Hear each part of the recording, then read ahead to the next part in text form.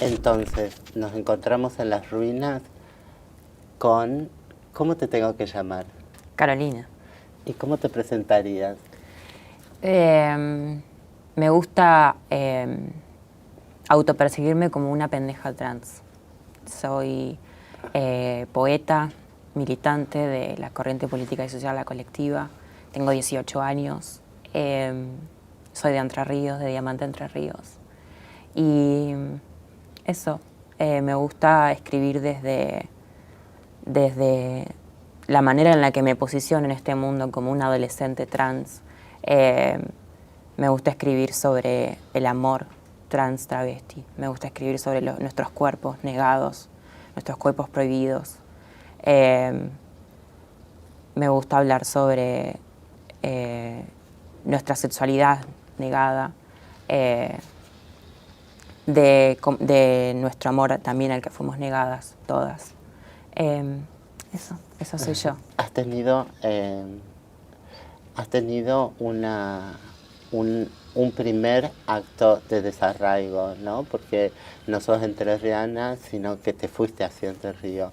¿Qué te dejó esto como vivencia? ¿A qué edad fue? ¿Qué te dejó como vivencia? El mudarme de Neuquén a Entre Ríos. Yo me mudé a Entre Ríos a la edad de 4 años. Vivía en Neuquén, había nacido en Neuquén. Y fue una experiencia, digamos, tengo recuerdos de esa época, tengo recuerdos de los 2 años del año, de haber estado gateando, me acuerdo del perro que teníamos, me acuerdo de las escaleras, me acuerdo de la nieve. Y fue una experiencia como, es extraño pensarlo, porque siempre que pienso en Neuquén y en mi infancia en Neuquén, pienso en una infancia que por algún momento fue ideal. Una infancia que fue libre, que fue realmente inocente, en la que si me ponía los vestidos de las muñecas grandotas que tenía mi hermana no tenía nada de malo, si jugaba a las muñecas con mi hermana no tenía nada de malo, si tenía compañeritas mujeres y amiguitas mujeres en la guardería no tenía nada de malo. No estaba mal pedir que no me corten el pelo. Y también, yo creo que esto también sucede porque cuando nosotros, o sea, toda mi familia es de Entre Ríos. Y cuando vivía en Neuquén estábamos totalmente alejados de lo que era tanto la familia paterna como la familia materna. Entonces,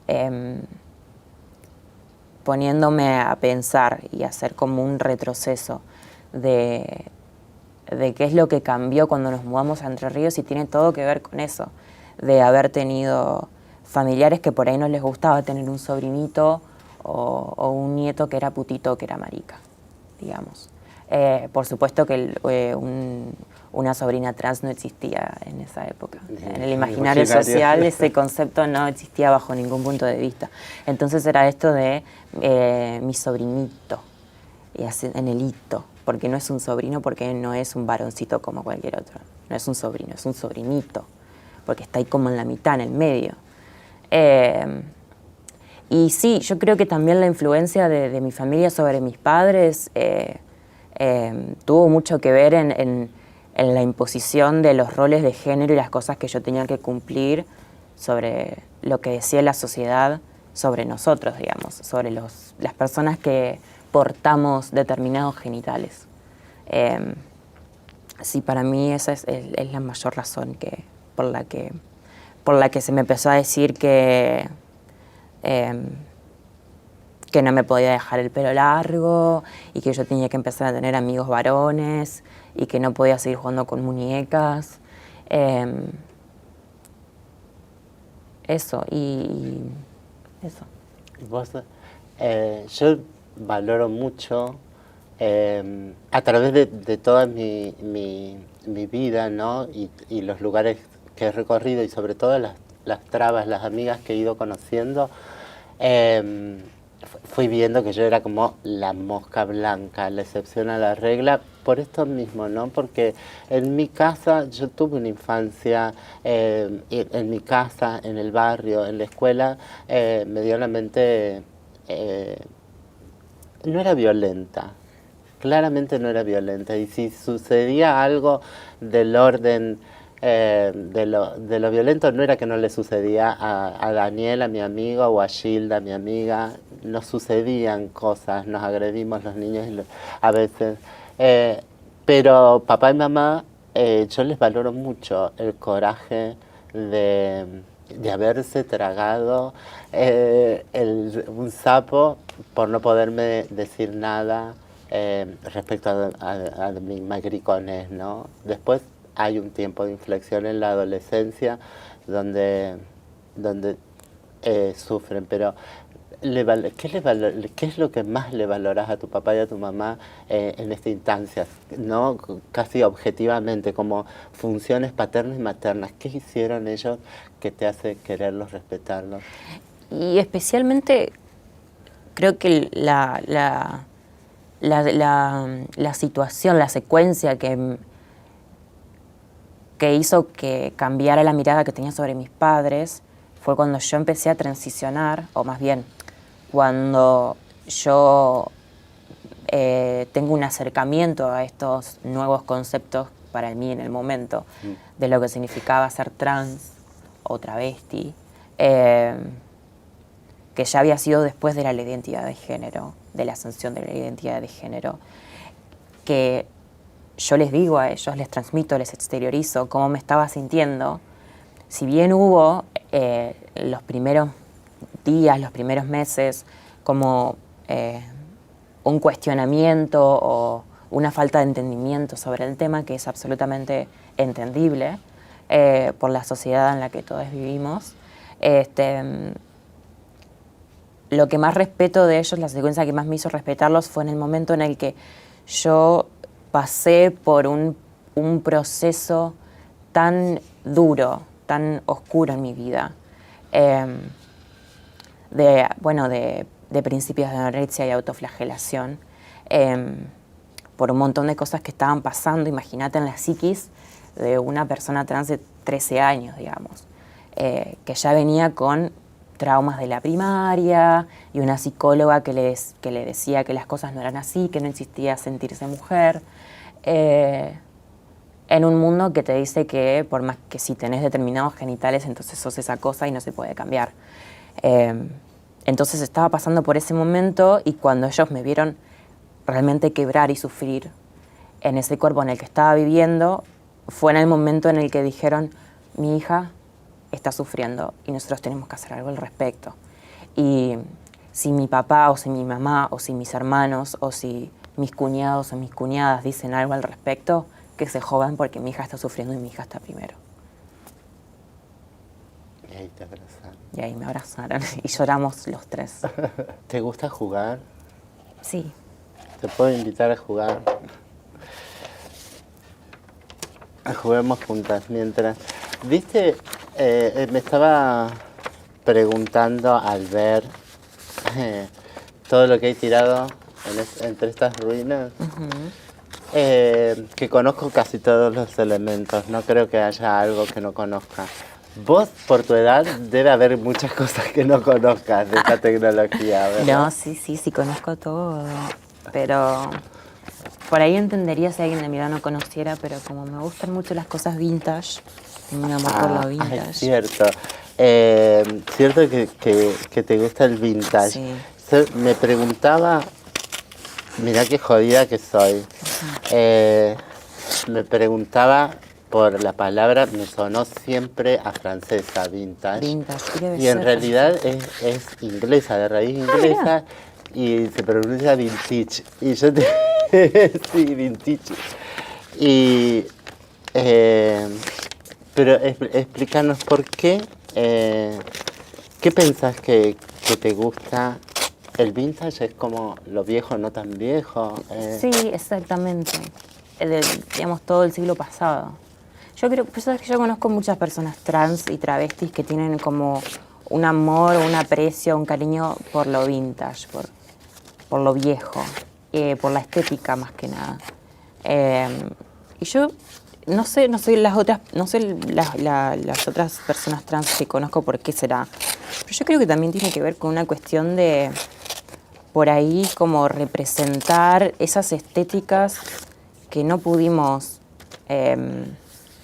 ¿cómo decirlo? Llevar esas estéticas que no pudimos llevar en la época en la que nacieron, digamos. Si bien las personas trans existieron siempre y bueno, en los años por ahí 40, 30, 50 era como algo muy, increíblemente tabú, era tan tabú que ni siquiera existían leyes que lo prohibieran, digamos.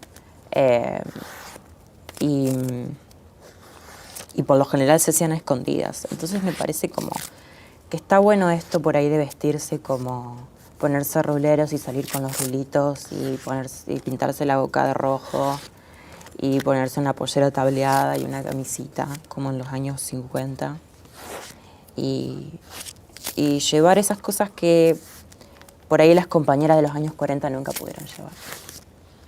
Está bueno pensarlo así. Bueno, muy bueno. Y eso de la incomodidad por la belleza, ¿cuál sería tu límite? Porque vos decís que te aguantas ruleros, durmiendo con Sí. ruleros y que se te claven en la cabeza, Sí. como antaño. Ajá. ¿Cuál sería el límite? ¿Para quién es la belleza? Para mí misma, ¿No es siempre cierto? para mí misma. Por eso lo hago también.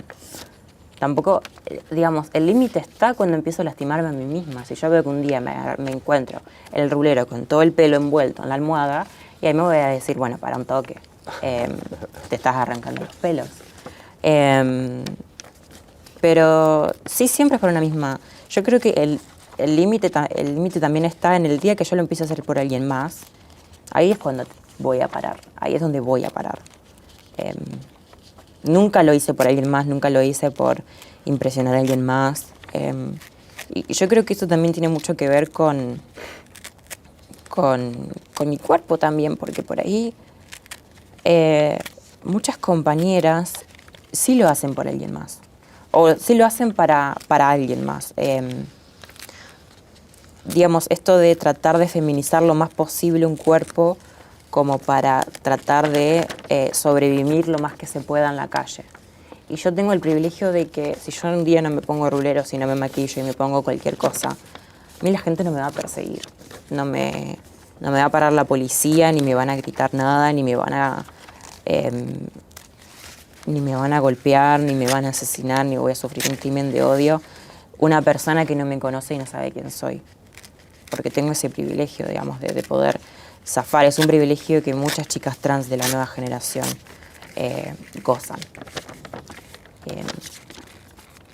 Digamos, creo que ahí hay una gran diferencia, que nosotras por ahí lo hacemos más por nosotras. Eso.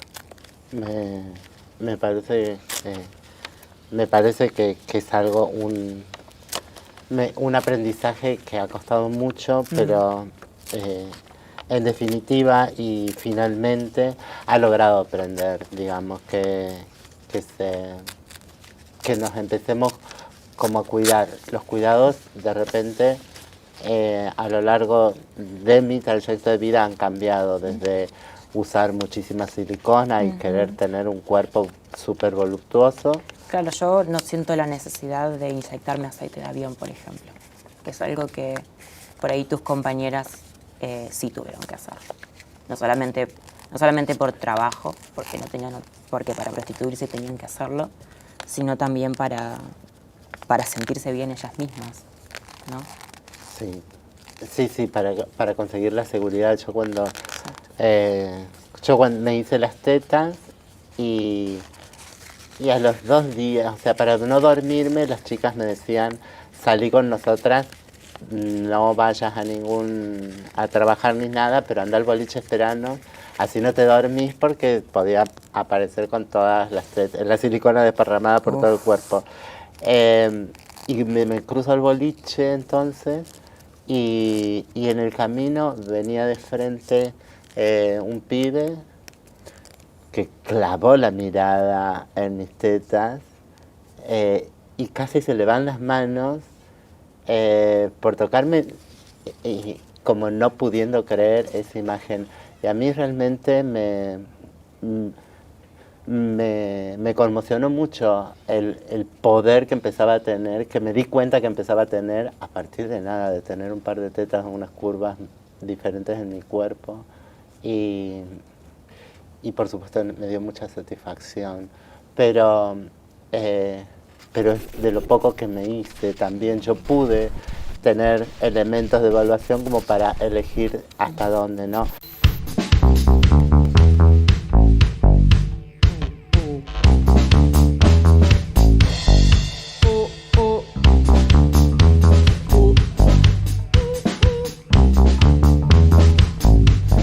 ¿Nos lees algo de tu producción de poesía? ¿Por qué la poesía? También es vintage que una sí, ¿no? persona tan joven, sí, contanos. No hay mucha ciencia detrás de eso, no hay mucha explicación. Nació, qué sé yo, fue como un día me senté a escribir. Yo creo que mi mayor influencia también fue Susi Shock. La conocí gracias a, así, qué sé yo, entre la comunidad.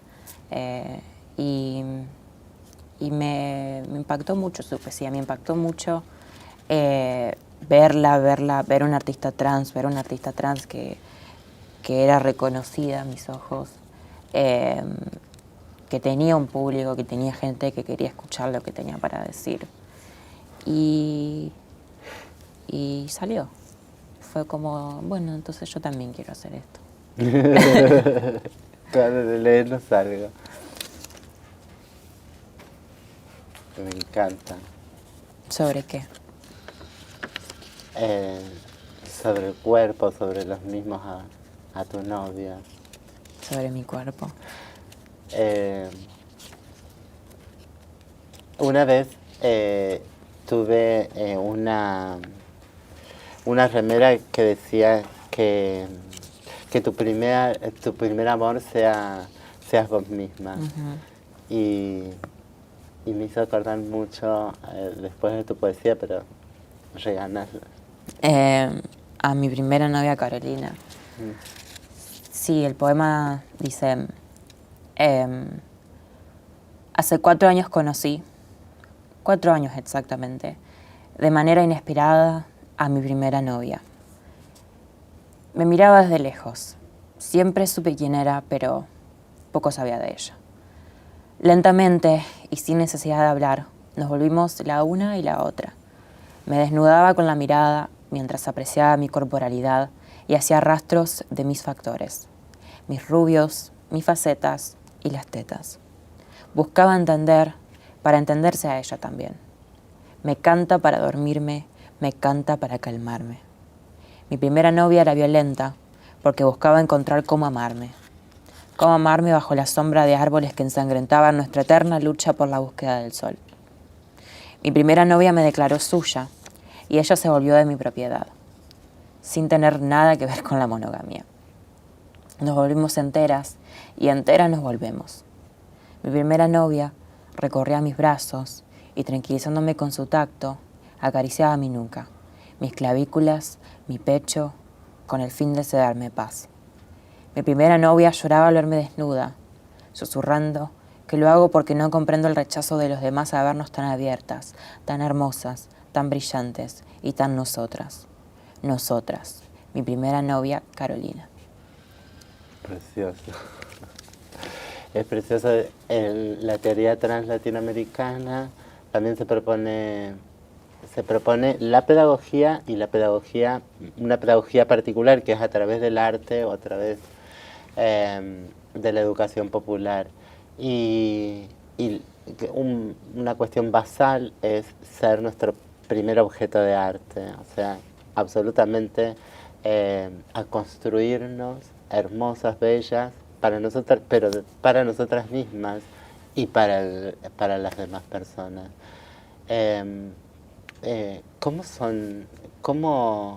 ¿Cómo pensás que hoy estás dispuesta a relacionarte con un mundo que yo no sé qué tan profundo tenés el conocimiento de las experiencias anteriores, pero te puedo decir que nosotras no tomábamos colectivos porque nos bajaba la policía del colectivo y terminabas presa. Y ahora ustedes están claramente en otro contexto, están en un contexto que nos está demandando, por ejemplo, el feminismo, diciéndonos son súper necesarias para nuestro crecimiento político también. ¿Cómo te sentís? ¿Lo vivís con presión? ¿Sentís que tenés que romper con un discurso previo que tal vez desde tu posición lo ves muy victimista porque a las travestis les pasó lo que les pasó, pero digo, estamos en otro contexto? ¿Cómo te preparás vos para salir? Porque estás en la colectiva, además. Explícanos un poquito qué es la colectiva. La colectiva, ¿qué colectiva? ¿Donde milito? Ajá. Es una organización política de diversidad. Es una organización política que está enfocada a materias de género y de diversidad especialmente y de derechos humanos. Eso es el lugar en el que creo que engloba todas las cosas que pienso y la manera en la que siento que se debe vivir la vida política o que me hace sentir más cómoda con respecto a eso, digamos. Cuando empecé a militar en la colectiva, de hecho, encontré una frase que, si no me equivoco, es de Aristóteles, que es la política es luchar por la felicidad de todos y todas. Y esa frase era, se reivindicaba en la organización, en la política, en la colectiva. Colectiva. Y me impactó muchísimo. De repente me di cuenta, o sea, me empecé a dar cuenta de que si yo estaba en este lugar, en el mundo, y de si yo hoy podía acceder a podía ejercer determinados derechos, también era por una Marlene, era por una Luana y una Diana y una Susi y una Claudia Pía. No nací de un repollo, nadie nace de un repollo.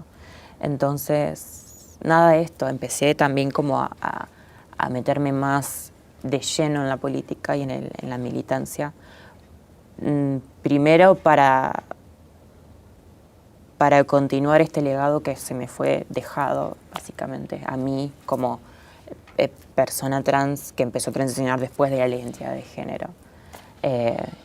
Y también para poder transformar la realidad y transformar la realidad colectiva en la que vivimos para las futuras generaciones que van a venir después de mí, digamos.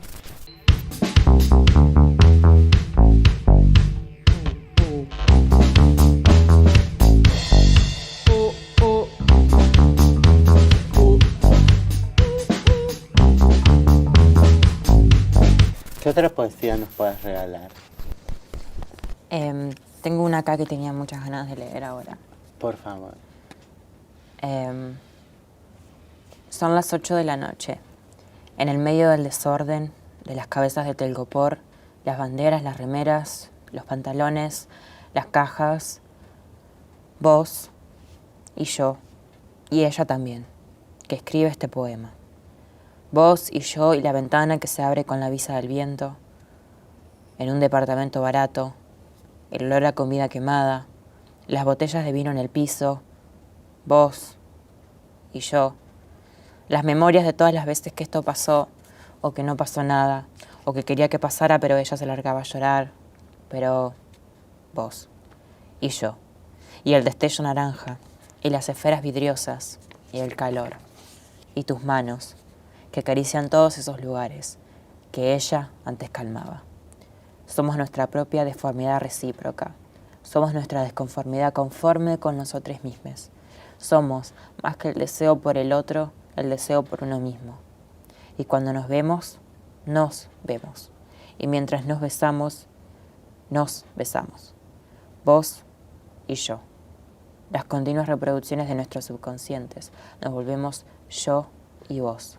En miles de colores, en distintas repeticiones, vos y yo juntes en esta cama, luego agarrades de la mano, luego juntes en la calle, luego escribiendo nuestros nombres, vos y yo, enredados fuertemente entre lazos de color, y la luz saluda a nuestros ojos, terminando este poema, vos y yo. ¿Qué color te gusta más? El naranja, ¿Para vos o para los demás? para mí, ¿Y para los demás? el rosado. Vamos a vestir a nuestros muñecos. Ay, sí. Mientras... Yo tengo papelitos acá, de este lado. Así le ponemos lo que aparentemente esta sociedad no puede dar, que son las posibilidades de desarrollo, ¿no? El cuerpito solito, y ahora lo generizamos, todo el género volado. Contanos, ¿qué carrera universitaria estás anotándote? ¿Ya le iniciaste? Sí, ya empecé a estudiar ciencia política en Entre Ríos. ¿Y cuál es tu utopía? ¿Hacia dónde vas con ciencias políticas? ¿Al plano nacional, internacional? ¿Quedarte en tu lugar? Vos sabés que en realidad entré a ciencia política más que nada, sin saber exactamente, sin un objetivo fijo de la carrera me va a llevar a este lado o quiero que me lleve a este lado, a este lugar, a esta situación, o quiero llevar la carrera yo misma a este lugar. En realidad me anoté a ciencia política porque por la base intelectual que me podía llegar a brindar esa carrera en especial más que cualquier otra. Y ciencia política en vez de filosofía o sociología o psicología o antropología o trabajo social, porque tengo como una idea del mundo y de la felicidad. Hay gente que no cree en la felicidad, que piensa que es una absoluta mentira, cosa que concuerdo, pero sí creo en un estado de bienestar. Y creo que ese estado de bienestar se consigue a través de un balance entre los deseos colectivos y los deseos individuales o personales. Entonces, a medida que yo fui como cumpliendo deseos individuales de quiero hacer esto con mi vida y quiero hacer esto otro, y empecé a dar cuenta que tenía que de alguna manera devolver al mundo todo eso, que tiene que ver también con esto de empecé a militar por estas razones de hay un legado y todo eso. Hay un legado que tengo que continuar y todo eso. Entonces dije, ciencia política es lo que tiene más sentido. En alguna medida no puedo dejar de fantasear como que volvés a los principios ancestrales, al menos en Latinoamérica, donde nosotras digo, en las diferentes culturas precolombinas, al menos, teníamos roles, entre ellos los de diplomacia, ¿no? De estar en diálogo con el resto de las comunidades para lograr una convivencia. Me da mucha alegría, además que es algo de lo que estoy convencida que nosotras podemos llevar a cabo, pero se hace difícil si no se pasa por la universidad y bueno, creo que así vas a poder finalmente domesticar un poquito a esta sociedad y sus actos de violencia. Vas con el lila. ¿Por qué crees que las trabas tenemos que ir por la ley del aborto? Seguro, gratuito. ¿Por qué las trabas tenemos que ir por la ley del aborto? Porque creo que no es posible ningún movimiento social sin una interseccionalidad. Yo creo que no es lo mismo una feminista neoliberal que una feminista que defiende el aborto y que está en contra del capitalismo. No es lo mismo una feminista trans a una feminista católica, que existen. Yo creo que no existe una sociedad antipatriarcal si no pensamos en todo, digamos. Para que deje de haber un patriarcado tiene que dejar de haber un capitalismo. Para que deje de haber violencia contra las trans y las trabas y que pueda haber un gran abanico de posibilidades e inserciones laborales para nosotras, es inevitable que también tenga que dejar de ser ilegal hacerse un aborto con misoprostol. Eso es lo que creo yo, digamos. O sea, como que no es separable, no es posible separar dos derechos o dos cuestiones. Tiene todo que ver, todo es un tejido, un gran entramado. Y el problema está en interpretar cuáles son, qué tiene que ver con qué o a quién beneficia qué cosa, digamos. Porque el hecho de que hoy en día el aborto sea ilegal, entre comillas, o que ciertas personas puedan acceder pagando un buen monto de dinero, tiene todo que ver con las compañeras trans que van a hacer una transición hormonal o se van a hacer una vaginoplastia y el médico no les dice cuáles son los riesgos que están corriendo al hacérsela. En la seguridad de que tenemos autonomía de nuestro propio cuerpo, de nuestra propia experiencia, ¿no? Que es nuestro territorio. Total. Vamos a vestir el muñeco. Dale. ¿Cuáles son los sueños que aún mantenés?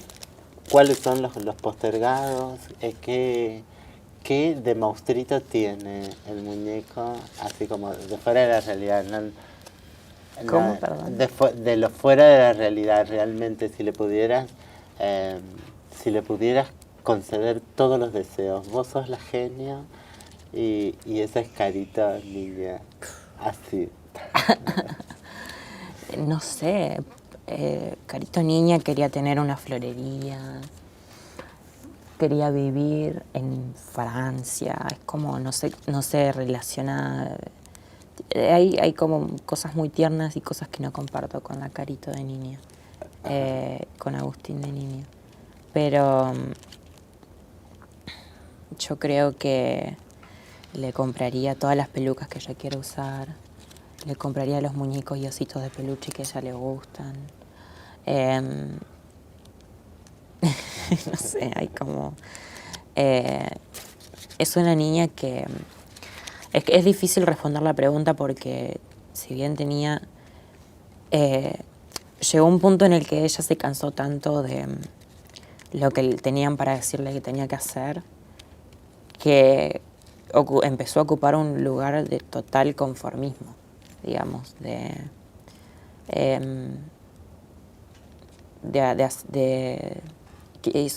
luchó tantas veces por querer vestirse como ella quería y hacer las cosas que ella quería y jugar con las cosas que ella quería que... Te sostengo. Sí. Que le dijeron tantas veces que no, que no le quedó otra que abstenerse, digamos. Que decir, bueno, está bien, entonces no voy a jugar con esto. Bueno, está bien, entonces no voy a hacer esto. Y era una persona que en un punto se volvió absolutamente inhumana, como sin personalidad. Hasta que, bueno, se empoderó y dijo, ¡basta! Y resoló. Claro. ¿Y por qué escogiste regalarnos esa poesía en particular?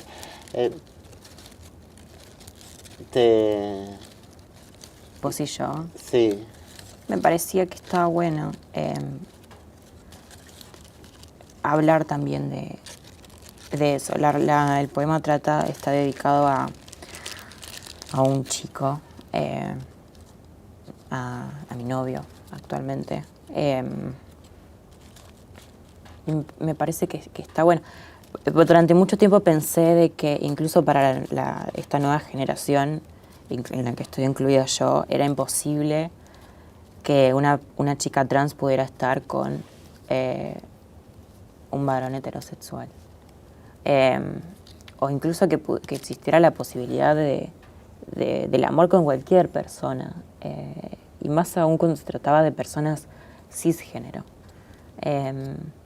Porque la mayoría del tiempo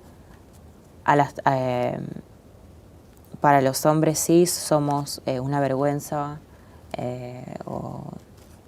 o absolutamente... sí, como que les generamos asco, vamos a decirlo como es. O es por lo menos la experiencia que yo tuve con un montón de varones antes de él. O también me pasó que con un chico que... con el que empezamos a salir y me trataba como que no importaba lo que yo sentía o lo que a mí me pasaba, digamos. Era como una cosa, algo que estaba ahí cuando él quería y necesitaba, y por ahí le divertía y por ahí no tenía ningún tipo de consideración.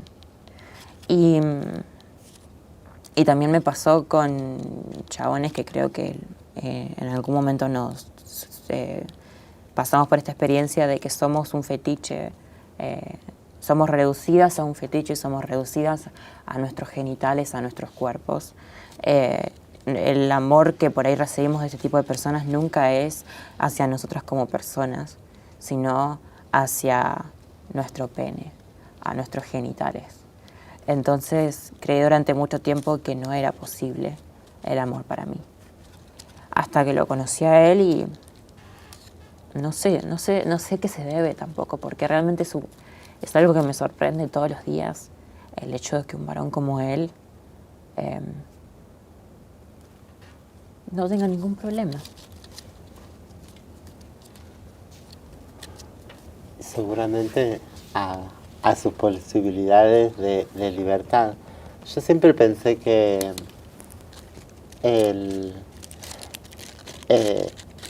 y desde mi propia experiencia, ¿no? Porque yo he sido sociabilizada en toda mi infancia como varón, o sea que si bien yo sabía ya lo que era y jugaba esto que decías recién, lo oculto, no lo oculto, lo vas manejando mientras niña, te vas acostumbrando a tener uso de ese lugar de privilegio. Entonces, después cuando lo perdés, cuando ves que los otros se manejan con tranquilidad, con ese lugar de poder solo por ser varones y nada más que por ser varones, aun cuando tengan enormes grados de ignorancia, enormes debilidades, flaquezas y demás, la seguridad la tienen. Un varón puede ir a la quiaca y sentarse en un cardonal, no pierde su masculinidad. El resto de las personas en danzas es como que necesitamos ese sol como girasol que nos da la posibilidad de en algún punto despejarnos y poder construir a partir de ahí nuestra identidad. Yo creo que quizás sea su plena conciencia de libertad la que hace que pueda penetrar en conocerte de manera amplia y a partir de ahí no importa nada, pero antes de eso tenés que estar muy seguro de quién sos. Totalmente.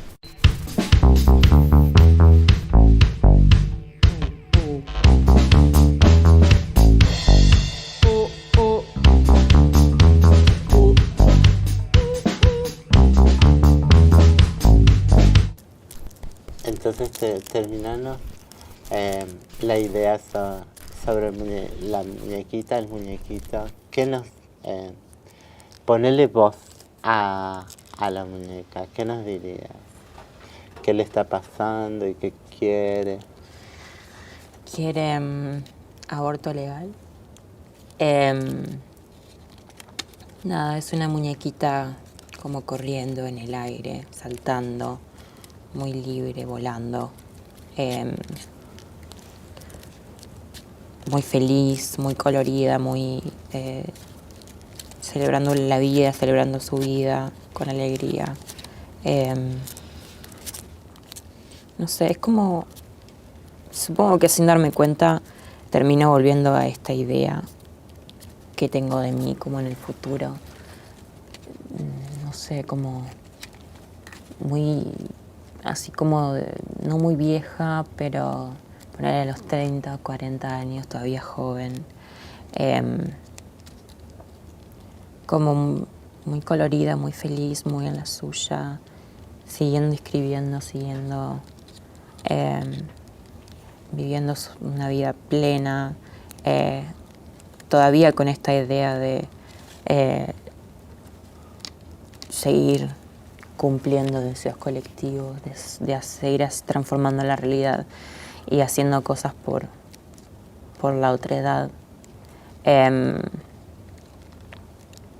Con los pelos pintados, como esta muñequita.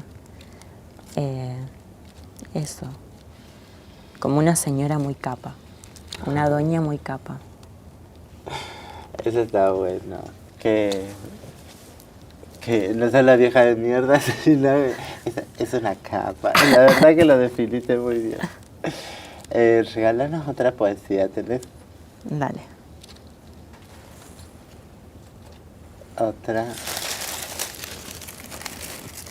También para la tapa de tu libro escogiste flores. Decías que te encantan las flores de niña. Sí, 2 flores. En realidad hay 3 flores presentes en todo el libro, que son flores que me gustaban mucho cuando era chica, nada más. Margaritas, girasoles y tacos de reina. Muy significativas las 3. Claro. Pero el taco de reina se lo lleva. Totalmente. Y bueno, tiene muchos elementos que tienen mucho simbolismo. El gatito, la mariposa, el libro, el vestido con lentejuelas, las lentejuelas, el osito de peluche que era como el juguete que encontraba que era lo más cercano a la feminidad posible, desde lo que a mí me dejaban jugar. Claro. Es decir, vos tenés un límite que son las muñecas. Y de acá podés jugar con todo esto. Entonces elegí lo que estaba más cercano en ese espectro, a la feminidad, que era el osito de peluche. Y después, el mate, porque me gusta tomar mate, nada más. Es eso. Yo lo podía, como tenía un amigo y una amiga que, o sea, con mi amigo casi tenemos un mes de diferencia, compartimos cuna. Y con mi amiga 1 año de diferencia.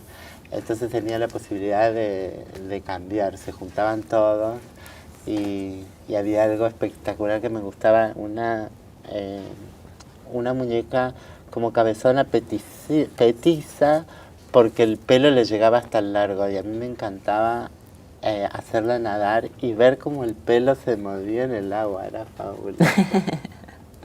Léenos, por favor. Sí.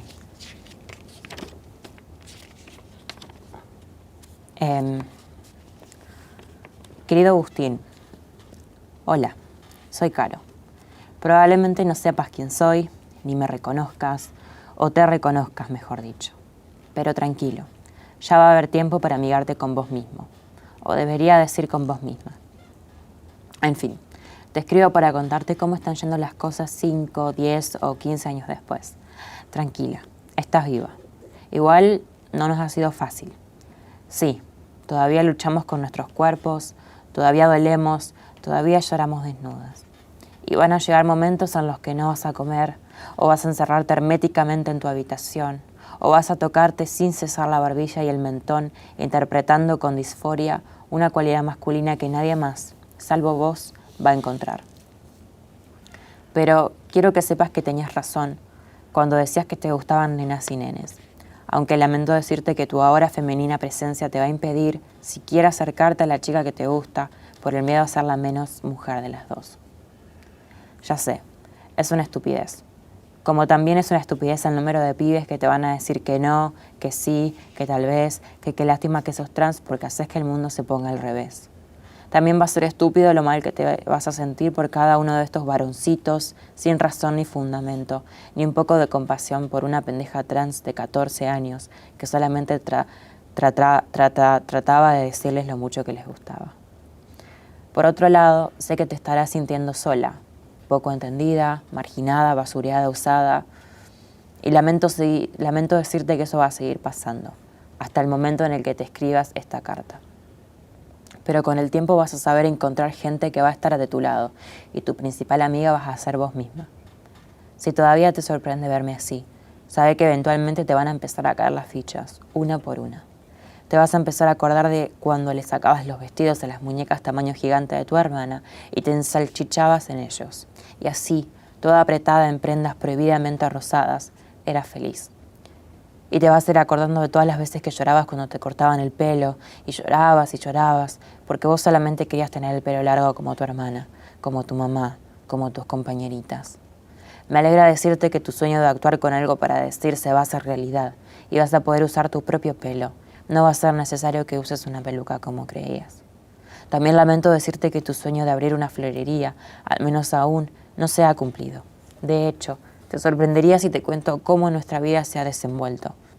Pero sí puedo decir que florecimos mejor que ninguna otra flor, de ningún otro vivero, de ningún otro barrio de la ciudad de Diamante, con un vestido de lentejuelas frente a un montón de gente que tiene ganas de escuchar lo que nosotros tenemos para decir. Casi tan lindas y llenas de vidas como esas margaritas o esos tacos de reina que te fascina contemplar cada vez que vas a la casa de tu abuela. Quédate tranquila, todo va a estar bien, Agus. Ya va a llegar el momento de ser caro. Sí. Te imagino, y es casi como una carta. Eh, te, la, te, ¿Te gusta el audio de WhatsApp, la tecnología, el Facebook? Eh, ¿O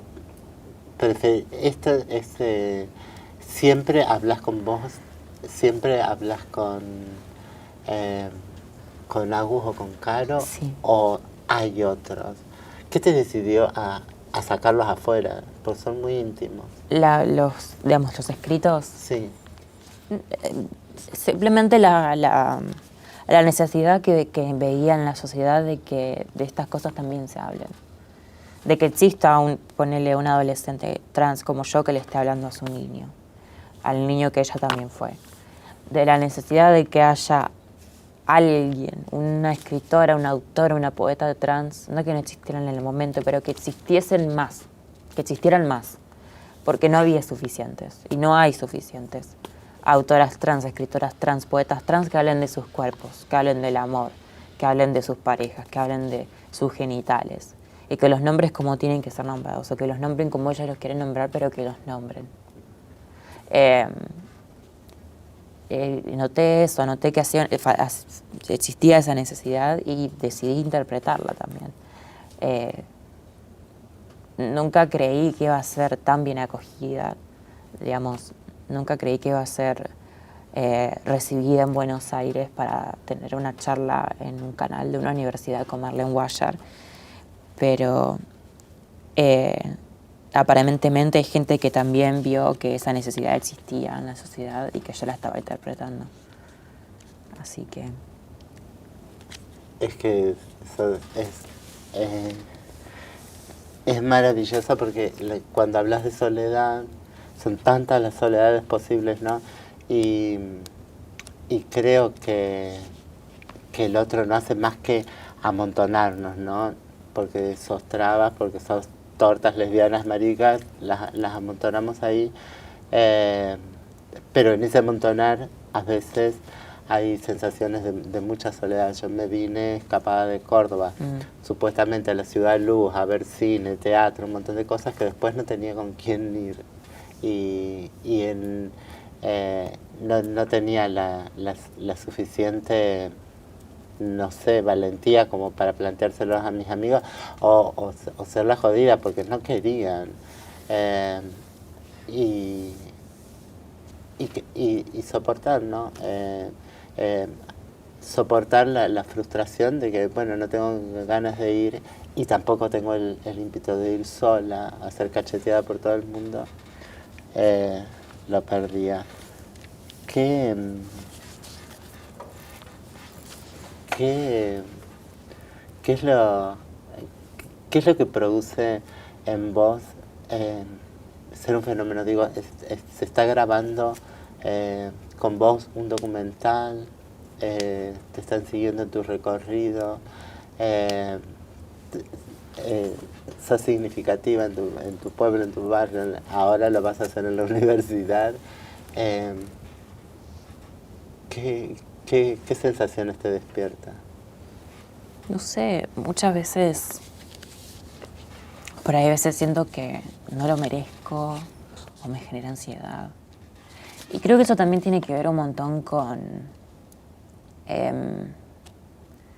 tiene que ver con un montón de situaciones que pasé, que sufrí, especialmente cuando era adolescente y estaba transicionando. Bueno, sigo siendo adolescente, pero cuando era más chica y estaba empezando a transicionar, en el que sentí que muchas veces justamente lo que yo pensaba, o lo que yo quería decir, o lo que yo significaba no era interesante, o no importaba, o realmente nadie quería saber. No sé, son como muchas situaciones que por ahí mucha gente no controló, o realmente no hayan pensado que era así, como que lo que yo tenía para decir no importaba, pero que de una forma u otra me lo demostraron o me lo hicieron saber. Y eso generó como una ansiedad bastante importante de, no sé, a la hora de cuando la gente me hace preguntas o tengo que explicarme o tengo que hacer algo que sea verbalmente, oralmente especialmente, de que me pusiera nerviosa, que no supiera qué decir porque no estaba acostumbrada a usar palabras en vivo. Mi refugio siempre fue la escritura. Por eso yo siempre digo, yo no sé hablar, sé escribir. De hecho, yo creo que a veces tengo la impresión de que hay gente que lee lo que digo y wow, está bueno esto, y después me escucha hablar y dice, esta persona no escribió esto. Pero es por eso, es porque incluso en las interacciones sociales, en el desenvolvimiento social con otras personas, me cuesta muchas veces entenderlo, o entender qué es lo que la gente me quiere decir. Y porque me faltó mucho eso durante la transición de estar con gente, estar rodeada de gente y ver cómo la gente se maneja, y ver cómo la gente habla, y ver cómo la gente comunica cosas y transmite cosas. Es como que de repente me olvidé, como que tuve una especie de autismo en la que no sabía cómo comunicarme en el lenguaje que maneja el resto de la sociedad. Y hasta el día de hoy me sigue pasando, que por ahí quedo como que o soy egocéntrica, o soy aburrida, o soy tímida, o que no tengo nada para decir, o que soy muy boluda, y en realidad no sé cómo hablar, me cuesta hablar. Por eso me genera esto del documental y de estas entrevistas y qué sé yo, que desde que saqué mi primer fanzine vengo sufriendo estas entrevistas. Igual esta es una conversación, pero estas preguntas es como que me ponen nerviosa y nunca sé qué decir. Y también me pasa esto de la autoestima, que si bien hoy está totalmente reconstruida en realidad, siento que no lo merezco. Tengo esa sensación. Bueno, no sé quién se merecería algo particular. No creo que haya nada más importante que la propia experiencia. Pasar nuestra propia experiencia en la vida, en X tema, en lo que sea. Ahí uno está poniendo lo mejor, está siendo honesta, poniendo algo, mucho de espiritualidad, de buena voluntad. Y y yo quiero decirte que tengo, vengo teniendo hace muchísimos años la necesidad de escuchar otras voces y trabas y sentirme acompañada, que vos lo producís porque me producís acompañamiento, porque es como esto. Una se cansa de tener que estar porque no hay otra que ocupe el lugar, porque si no va a quedar el lugar vacío. Y una siente que se le acaban las palabras, es cierto. Es esto, así que muchísimas gracias, te paso todo. Te quiero mucho. Vamos a ver las ruinas.